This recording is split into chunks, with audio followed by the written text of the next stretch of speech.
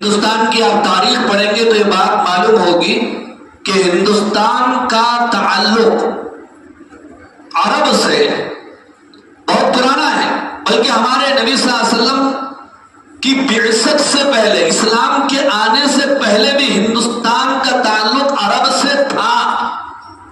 آپ تاریخ پڑھیں گے تو آپ کو معلوم ہوگا کہ ہندوستان کا سامان تجارت عرب کی مارکیٹ میں، عرب کے بازار میں بیچا جاتا تھا۔ یہاں سے سندل جاتا تھا، یہاں سے گیہوں جاتا تھا، اور یہاں کی بہت ساری چیزیں عرب کی مارکیٹ میں فروخت کی جاتی تھی۔ پرانے تعلقات تھے عرب سے۔ پھر ایک تاریخ میں دو واقعات بڑے تعجب خیز ملتے ہیں، اگرچہ کہ یہ واقعات بہت کم لوگوں کو معلوم ہے۔ بزرگوں اور عزیز دوستوں، سوچنے کی بات یہ ہے کہ ہندوستان میں اسلام کی آمد کیسے ہوئی، اسلام پھیلا کیسے؟ ایک واقعہ ہندوستان کے اور عرب کے جو تعلقات ہیں آپ اس سے اندازہ لگا سکتے ہیں کہ کتنے پرانے تعلقات ہیں عرب سے۔ ایک بادشاہ کا نام لیا جاتا ہے جس کا نام چیرامن ہے، کیرلا کا وہ بادشاہ تھا۔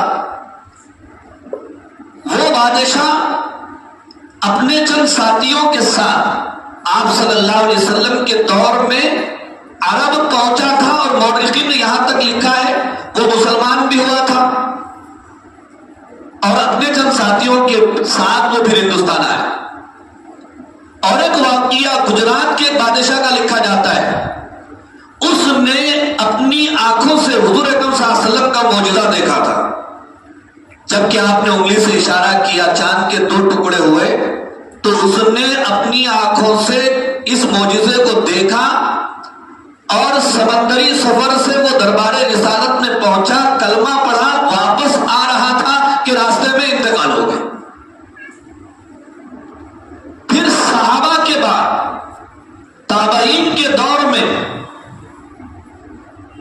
جب ایک 17 سالہ نوجوان جس کا نام محمد ابن قاسم تھا، اس کو معلوم ہوا کہ ہندوستان میں راجہ طاہر کا سندھ کے علاقے پر بہت ظلم اور ستم زیادہ ہو گیا، تو حجاج ابن یوسف گورنر کے حکم سے 17 سال کا بچہ کیا ہوتا ہے، محمد بن قاسم 17,000 فوج کو لے کر آیا تھا راجہ طاہر سے مقابلہ کرنے کے لیے، اور راجہ طاہر کی فوج کی تعداد تقریباً 50,000 کی تھی، لیکن اس محمد ابن قاسم 17 سالہ نوجوان نے راجہ طاہر کی فوج کو شکست دے دی۔